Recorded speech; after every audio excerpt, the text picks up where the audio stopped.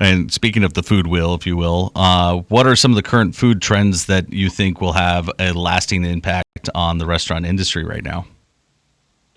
I mean, dude, comfort food across the board is always going to be something huge.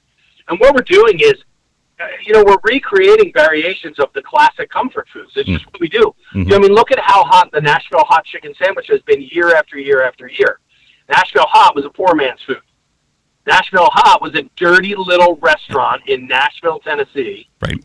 That just didn't, and then all of a sudden somebody went in, somebody put it on TV, somebody put it on Instagram. Now every restaurant that's out there has a version of a Nashville Hot. We are constantly recreating the same items. And one of the things that I do with my clients is I really try to, I ask my clients right off the bat, what do you want to see on your menu? What is something that you want to eat all the time? And they put a list together. And from that list, I try to build off of that. We might do a Nashville Hot Chicken Sandwich, but what I'm going to do, like right now, I do a really cool one that's totally gluten-free. All right, with the exception of the pun. Let's establish that. So it's rice flour, masa flour, and cornmeal. Or rice flour, masa flour, and cornstarch. Okay, that's my batter that I use for that Nashville Hot. Yeah. And it is. It's super tasty. And you know what else? It's got an unbelievable crunch to it. Yep. Better than a traditional flour would, because of the fact that we haven't ruined cornstarch, masa, and rice flour yet.